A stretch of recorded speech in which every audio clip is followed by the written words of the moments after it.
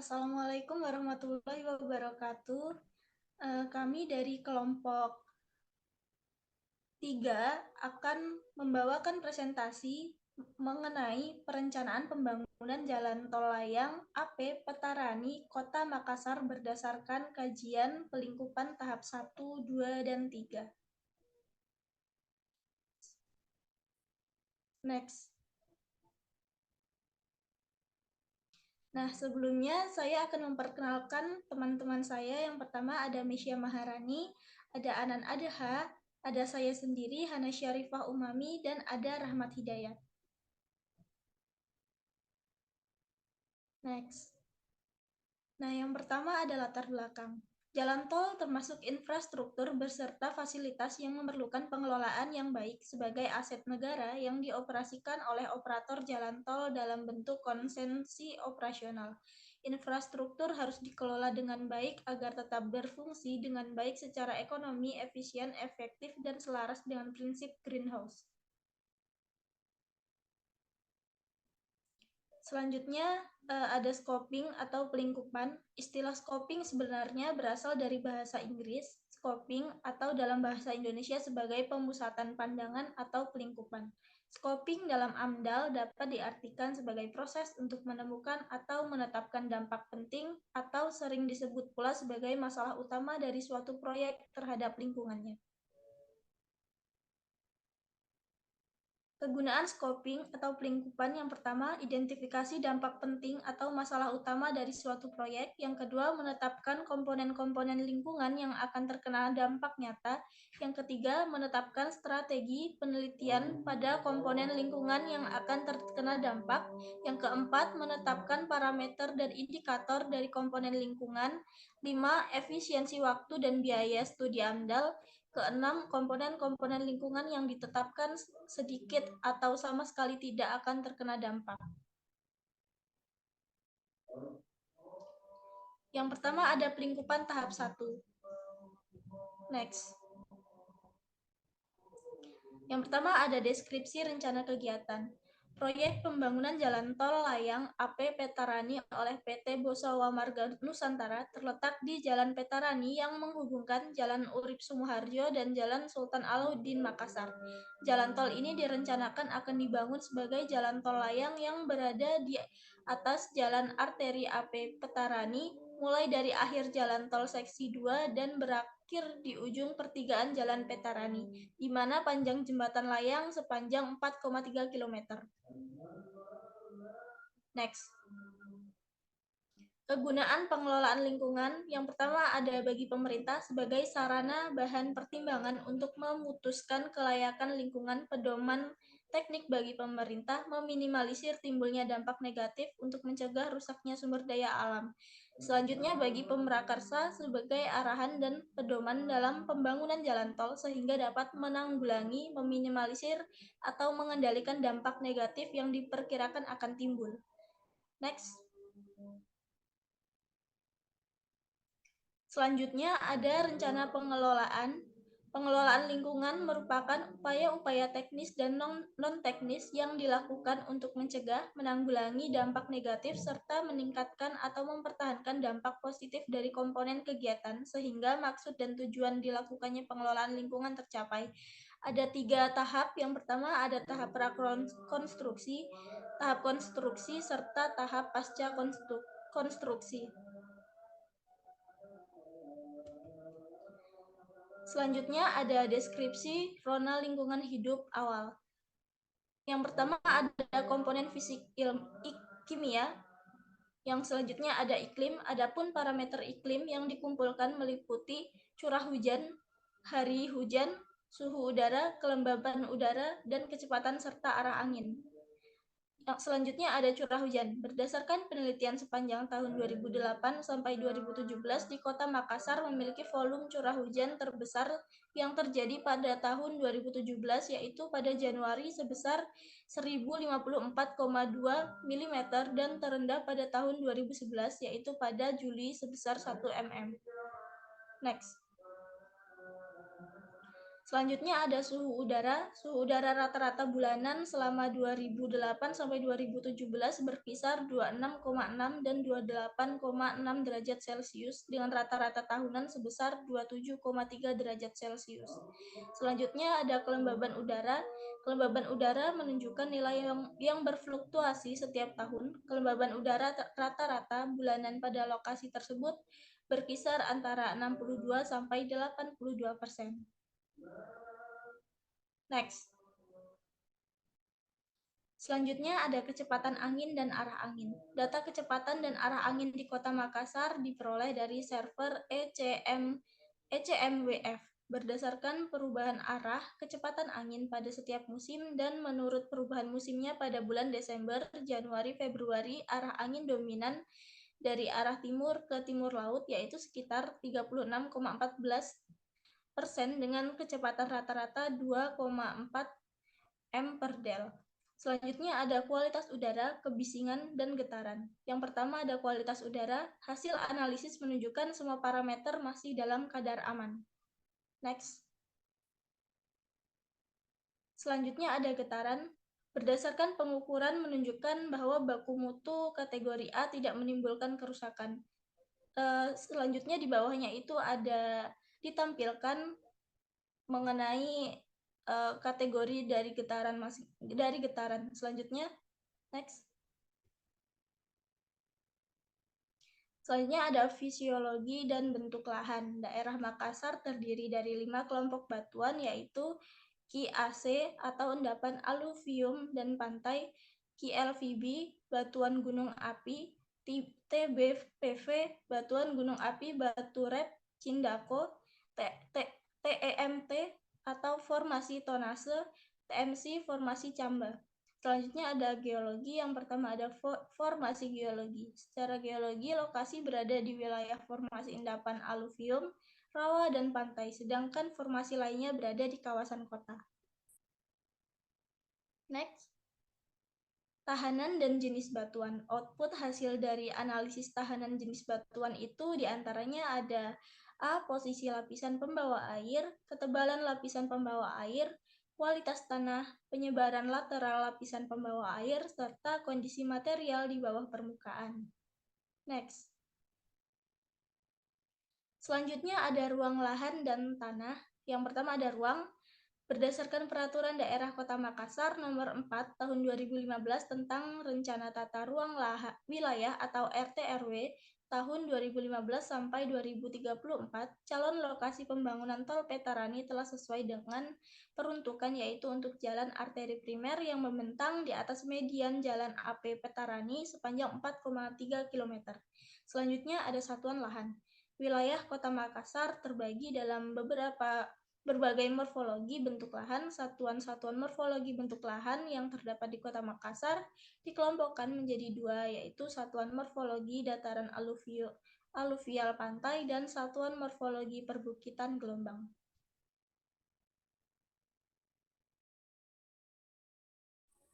Nah, kemudian masuk ke jenis tanah. Berdasarkan peta jenis tanah BPN Provinsi Sulawesi Selatan tahun 2007, jenis tanah di sepanjang Jalan Petarani adalah jenis tanah inceptisol. Inceptisol merupakan tanah yang tergolong sebagai tanah muda dengan tingkat perkembangan lemah yang dicirikan oleh horizon penciri kambing. Kemudian lingkungan biologi, itu ada flora atau vegetasi. Nah, jenis tanaman yang teridentifikasi ada 13 jenis pohon. Ketersediaan kawasan hijau sekitar 30% dan dari luas wilayah kota tersebut. Undang-Undang Nomor 26 Tahun 2007 adalah syarat penting yang harus dipenuhi kondisi saat ini. Ruang terbuka hijau hanya berkisar 7,584%, 7,584%, belum tercapai persentase 30%. Fauna.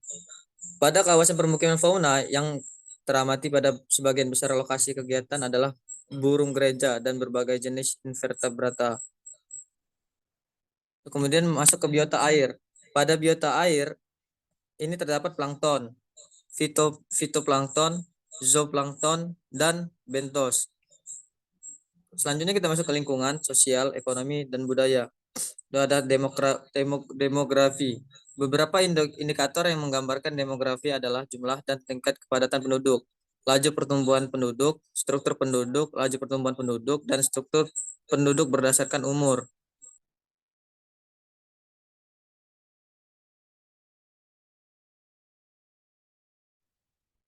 Nah, ada jumlah dan tingkat kepadatan penduduk. Jumlah penduduk di Kota Makassar pada tahun 2016 sebanyak 1.469.601 jiwa.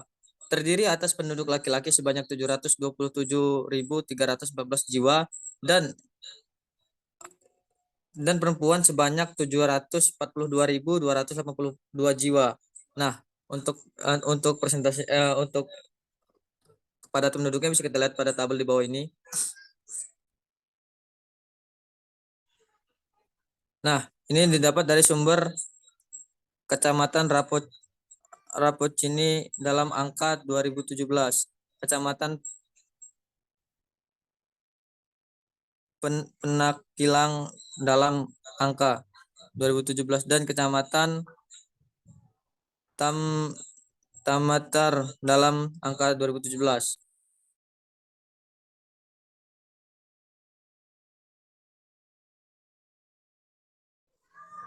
Nah, selanjutnya masuk ke laju pertumbuhan penduduk. Berdasarkan perhitungan data dari BPS diketahui rata-rata pertumbuhan penduduk di Kota Makassar pada periode 2014 sampai 2016 adalah sebesar 1,40%.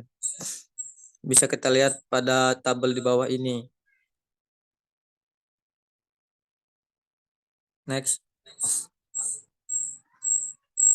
Kemudian mata pencaharian. Berdasarkan hasil analisis menunjukkan bahwa sebagian besar penduduk di sekitar lokasi Jalan Veterani sebagian besar adalah ibu rumah tangga. Untuk persentasinya itu 32,2%. Wira swasta 21,2%. Karyawan swasta 20,2%. Hal tersebut menunjukkan bahwa daerah tersebut perkembangan sektor swastanya maju pesat. Hal ini ditunjukkan dengan pertumbuhan sektor swasta yang menonjol. Nah, kemudian ada pendapatan masyarakat. Berdasarkan hasil analisis penghasilan masyarakat terbesar antara 1 sampai 2 juta sebanyak 48,5% dan 2 sampai 3 juta sebanyak 25,8%. Maka dapat disimpulkan bahwa penghasilan masyarakat di bawah dan atau sama dengan UMR Kota Makassar.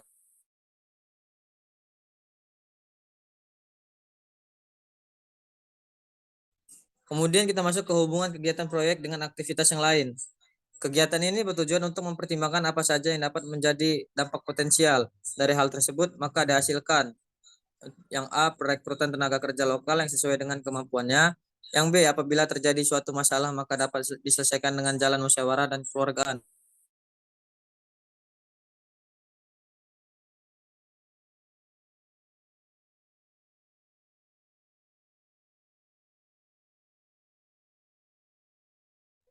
Nah, selanjutnya pelingkupan tahap 2. Esensi perkiraan dampak proyek terhadap lingkungan. Perakiraan dampak penting. Itu yang pertama ada kriteria dampak penting yang mana isinya itu ada jumlah manusia yang akan terkena dampak, luas wilayah persebaran dampak, intensitas persebaran dampak berlangsung, banyak komponen lainnya yang terkena dampak, berbalik atau tidak berbaliknya dampak, kemudian kriteria lain sesuai dengan perkembangan ilmu pengetahuan dan teknologi. Kemudian ada perakiraan dampak penting. Yang pertama itu ada tahap prakonstruksi, itu ada sosialisasi rencana kegiatan, kemudian ada persepsi masyarakat. Yang A, kekhawatiran terjadinya gangguan terhadap utilitas berupa yang pertama jaringan air bersih karena adanya jaringan pipa ukuran 1000 meter, 1000 mm atau 300 mm dan 450 mm. Untuk yang kedua itu gangguan jaringan listrik, ketiga gangguan jaringan penerangan jalan umum, keempat gangguan jaringan traffic light, kelima gangguan jaringan CCTV, dan keenam infrastruktur jaringan trotoar.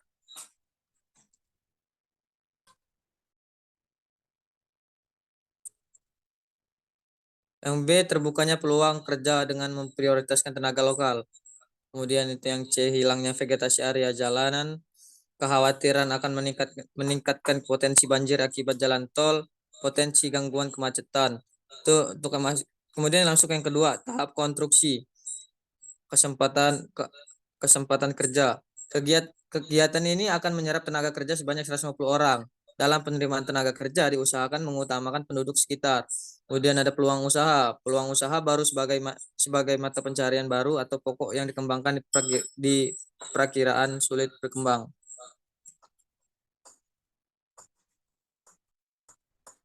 Hal ini disebabkan kebutuhan proyek dengan skala besar akan banyak disuplai oleh perusahaan besar, khusus untuk pemenuhan kebutuhan pekerja telah berkembang, seperti warung makan, kelontong, dan lain-lain.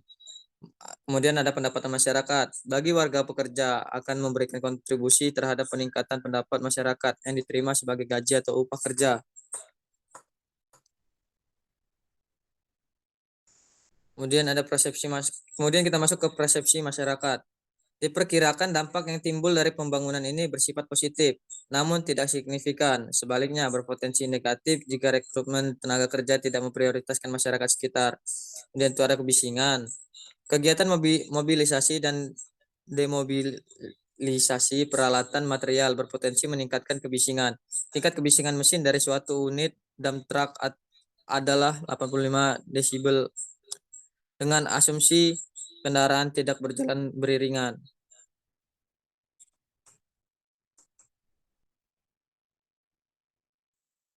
Kemudian masuk ke gangguan lalu lintas atau kemacetan. Berdasarkan survei volume lalu lintas harian rata-rata sebesar 7.384 kendaraan per jam. Volume jam puncak terjadi pada periode pukul 17 sampai 18. Rata-rata kecepatan adalah 42 km per jam.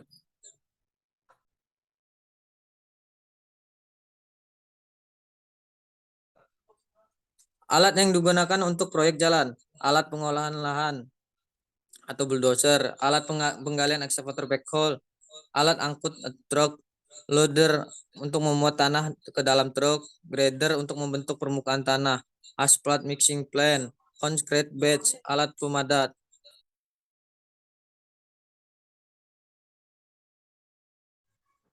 Jumlah parameter yang diukur itu ada 3. Yang pertama itu arus, volume lalu lintas, kepadatan, kecepatan. Jumlah data yang diteliti itu ada 5. Yang pertama itu jenis dan jumlah kendaraan, yang kedua waktu tempuh, yang ketiga dimensi jalan, yang keempat geometri jalan raya, dan yang kelima jumlah penduduk. Terdapat 3 tahapan fase. Yang pertama fase prakonstruksi, yang kedua fase konstruksi, yang ketiga fase operasi. Kemudian ada mekanisme perizinan, akomodasi, dan transportasi. Selanjutnya, akomodasi dan transportasi. Jalur di sekitar jalan tol.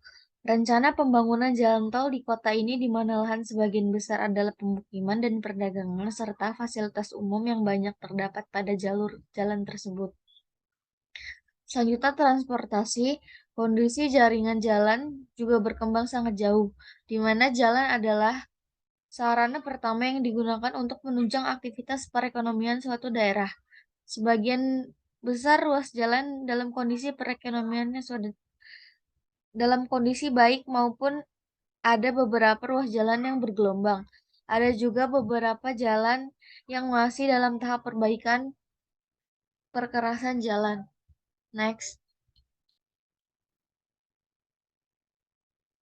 Selanjutnya pelingkupan tahap 3. Yang pertama adalah evaluasi dampak yang dilakukan pada tahap prakonstruksi. Yang pertama adalah kekhawatiran terjadinya gangguan terhadap utilitas berupa yang pertama jaringan air bersih karena adanya jaringan pipa ukuran 1000 nm, 300 nm, dan 450 nm. Yang kedua adalah gangguan jaringan listrik PLN jika memungkinkan dibuatnya saluran atau jalur khusus bawah tanah. Yang ketiga adalah penerangan jalan umum. Yang keempat jaringan traffic light. Yang kelima jaringan closed circuit television. Yang keenam jaringan trotoar.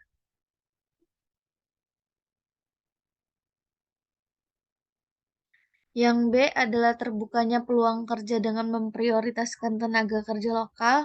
Selanjutnya adalah hilangnya vegetasi di median jalan AP Petrani. kekhawatiran akan meningkatkan potensi banjir, potensi gangguan kemacetan yang semakin meningkat, gangguan kenyamanan terhadap kegiatan pendidikan, keselamatan pengendara di jalan tol, dan gangguan terhadap kegiatan seperti ekonomi atau perdagangan dan akses antar sisi jalan. Selanjutnya adalah dampak dari tahap prakonstruksi adalah dampak yang terjadi merupakan dampak positif atau negatif penting karena akan menyebar di kota Makassar. Jika dibandingkan adanya keberadaan proyek dan tanpa proyek, maka dampak yang terjadi besar. Dengan adanya proyek pembangunan jalan tol, lahan tersebut masyarakat berharap kemacetan yang selama ini terjadi dapat berkurang, sehingga mobilitas masyarakat mengenai kendaraan bermotor menjadi lebih efisien dari segi waktu. Dengan demikian, berkembangnya persepsi masyarakat positif. Next. Selanjutnya adanya peluang kesempatan kerja pada tahap konstruksi sebanyak 150 orang, maka kegiatan penerimaan tenaga kerja dapat menyusup tenaga kerja sebesar 0,21% dari kota Makassar. Dengan demikian, dampak yang akan terjadi akibat penerimaan tenaga kerja konstruksi terhadap kesempatan kerja adalah dampak positif. Next. Selanjutnya adalah adanya penerimaan tenaga kerja, maka kondisi pendapatan masyarakat akan tetap. Besarnya nilai upah yang akan diberikan akan meningkatkan pendapatan. Dengan demikian, dampak penerimaan tenaga kerja terhadap perubahan pendapatan masyarakat dikategorikan sebagai dampak positif penting. Selanjutnya, adanya peluang kesempatan kerja pada tahap konstruksi itu membuat penerimaan tenaga kerja menyerap sebesar 0,21%, sehingga dampak ini dikategorikan sebagai dampak positif penting. Selanjutnya, pengukuran sepanjang jalan tol menunjukkan bahwa tingkat kebisingan selama siang dan malam hari mengganggu kegiatan mobilisasi masyarakat, sehingga dampak ini dikategorikan sebagai dampak negatif. Selanjutnya, kegiatan mobilisasi juga menyebabkan gangguan lalu lintas berupa kemacetan. Dengan demikian, gangguan ini termasuk golongan negatif penting. Next. Selanjutnya, kemungkinan adanya persepsi negatif masyarakat terkait kegiatan apabila tidak dikelola dengan baik, sehingga dikategorikan sebagai dampak negatif penting. Untuk tingkat kebisingan akibat kendaraan angkut alat dan bahan pada kawasan pemukiman, jika tidak dikelola dengan baik, akan memiliki dampak yang berpotensi pada kesehatan masyarakat. Dengan demikian, dampak ini dimasukkan ke dalam kategori negatif penting.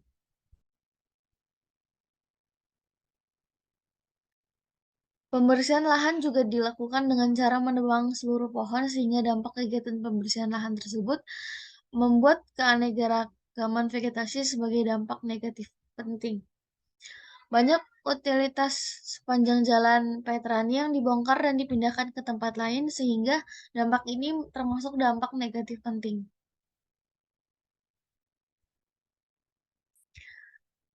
Selain itu adalah gangguan keamanan dan kenyamanan bagi masyarakat yang bertempat tinggal di sekitar lokasi. Dengan demikian, dampak pembersihan lahan ini dapat dikategorikan sebagai dampak negatif penting. Selain itu, dampak pembersihan lahan terhadap persepsi masyarakat juga dikategorikan sebagai dampak negatif penting. Selanjutnya, dampak pengelolaan lalu lintas terhadap gangguan lalu lintas dikategorikan sebagai dampak positif penting. Dampak kegiatan pembersihan lahan terhadap persepsi masyarakat dikategorikan sebagai dampak positif penting, dan dampak kegiatan struktur bawah tanah terhadap kebisingan sebagai dampak negatif penting. Selanjutnya, pekerja diberikan alat pelindung diri, inspeksi kelayakan kendaraan, dan penalti sebagai sistem bagi yang melakukan pelanggaran. Dengan demikian, dampak negatif dari kecelakaan kerja dapat dikelola dan merupakan dampak negatif atau dampak positif penting. Kegiatan pengoperasian jalan tol Petrani terhadap kualitas udara dikategorikan dampak negatif penting. Pemilihan alternatif terbaik. Khusus untuk antisipasi jangka panjang, sangat diperlukan pertimbangan penataan jalur-jalur transportasi dengan menerapkan sistem transportasi massal dengan kapasitas banyak dan pelayanan layak, terutama untuk jalur utama dengan mengintegrasikan antar jalur transportasi sehingga dapat mengantisipasi kemacetan yang akan sulit diatasi. Jika perkembangan tidak diimbangi dengan pertumbuhan jalan, sistem transportasi massal dan pelayanan yang baik.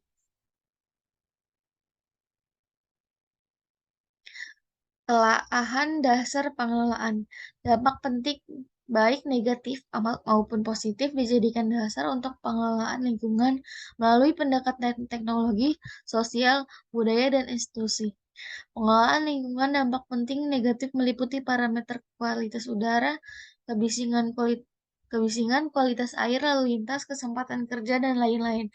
Sedangkan pengelolaan dampak positif meliputi kesempatan kerja, pendapat masyarakat. Dampak penting harus dikelola dan dipantau berdasarkan evaluasi dampak.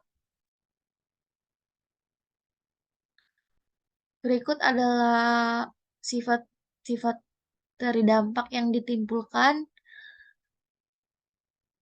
Pada tabel terlihat dampak positif dihasilkan dari lapangan pekerjaan, menambah peluang usaha, pendapatan masyarakat, pendapatan negara, dan pendapatan masyarakat. Sedangkan yang tidak ada dan dampak negatif dan tidak ada dampak itu dihasilkan oleh bencana, hidrologi, kualitas air, aliran permukaan, dan lainnya.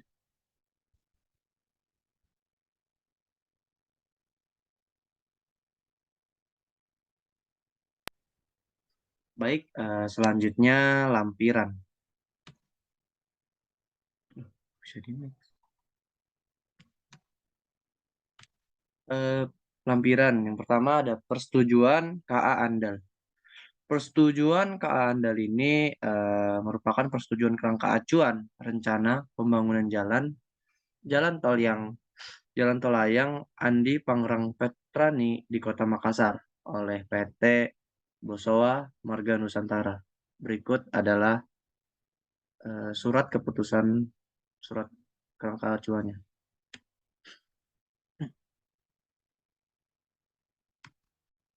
Selanjutnya ada pengelolaan traffic management.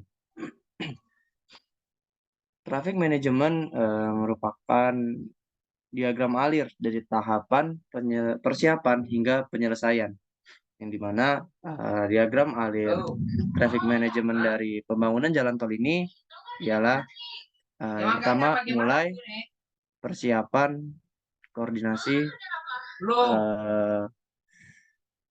lalu cek situasi lokasi pekerjaan. Jika memang belum dicek tidak oke, akan kembali lagi ke koordinasi. Kemudian jika telah oke, lalu pemasangan rambu lalu lintas, terus pembongkaran fasilitas, lalu pembuatan detur, lalu pengajuan, lalu selesai. Seperti yang dapat dilihat dari gambar.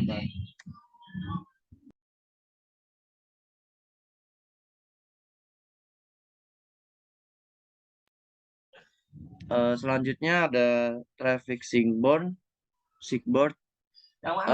Traffic signboard ini merupakan tanda marka jalan yang berfungsi untuk memberikan suatu informasi. Dapat kita lihat di layar traffic signboard ini ada beberapa tanda. Yang pertama ada safety cone yang berfungsi untuk sebagai pembatas atau tanda pengalihan lalu lintas. Yang gambar kedua yang kayak strip ini adalah larangan akses kendaraan. Yang ketiga ada bacaan plank wika beton. Yang keempat ada empat itu ada kayak orang melambai itu seperti gambarnya flagman laju kendaraan. Dan sebagainya yang bisa kita lihat pada layar. Kemudian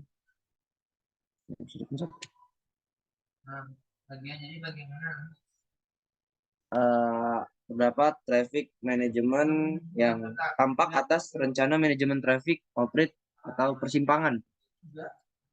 Dapat kita lihat pada traffic ini merupakan suatu gambar yang bertujuan untuk memperlihatkan kita arah masuk serta arah jalan dari pembangunan jalan tol ini. Next, selanjutnya ada tabel analisa kapasitas jalan. Yang kita lihat, tabel analisa ini merupakan suatu bentuk gambar yang memang ditujukan untuk merupakan data-data kapasitas dari suatu jalan tol.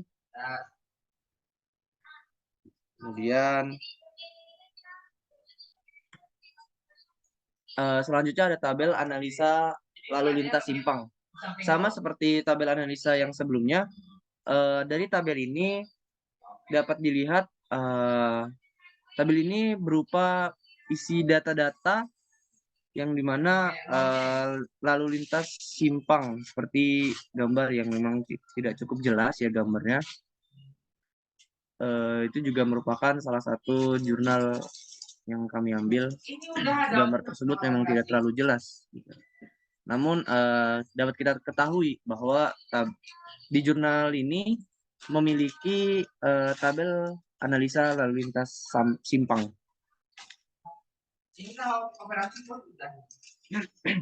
Oke, selanjutnya terdapat petunjuk teknis pemeliharaan jalan tol dan jalan penghubung. Terdapat beberapa bagian dalam pemeliharaan jalan tol dan jalan penghubung.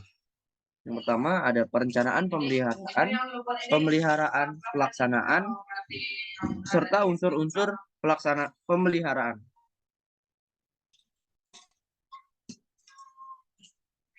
Selanjutnya ada ilustrasi dalam pemeliharaan jalan tol dan jalan penghubung.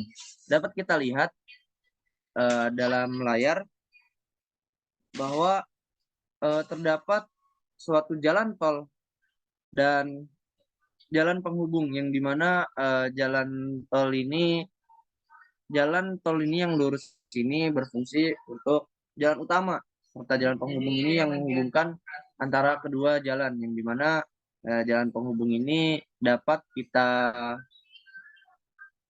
kenali. Jalan penghubung ini dapat untuk jalan ke arah jalan yang lain gitu. Untuk ya gitu. Oke, next. Ya. Selanjutnya ada surat pengatur jalan tol BPJT, Kementerian Pekerjaan Umum dan Perumahan Rakyat nomor Jalan 03.04 strip PT garing 31393.1. Waduh. Surat badan ini ya seperti yang dilihat berfungsi berupa berita acara kesepakatan tentang perubahan rencana usaha pada pengusaha jalan tol ujung pandang. Dan juga terdapat beberapa aspek-aspek yang dapat kita lihat di layar. Mungkin terdapat aspek teknis, aspek operasional, dan aspek keuangan, dan lain-lain. Next. Selanjutnya ada Safety, Health, and Environment atau SHE Plan. Petunjuk ini dimaksudkan untuk menjamin bahwa jalan tol memenuhi standar pelayanan minimal jalan tol dan bertujuan untuk mencegah berbagai risiko bahaya dalam lingkungan perusahaan. Kegiatan SHE ini diikuti oleh semua orang yang terlibat dengan proyek yang dilaksanakan seminggu sekali. SHE ini dilaksanakan di area yang luas, baik di lapangan terbuka atau gedung yang luas di pagi hari. Kegiatan ini dipimpin oleh manajer proyek yang didampingi oleh personil K3 dengan materi seputar K3. Oke, setelah itu ada kesimpulan.